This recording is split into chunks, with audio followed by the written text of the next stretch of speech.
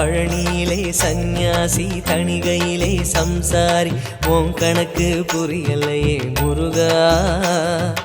உன் கணக்கு புரியலையே முருகா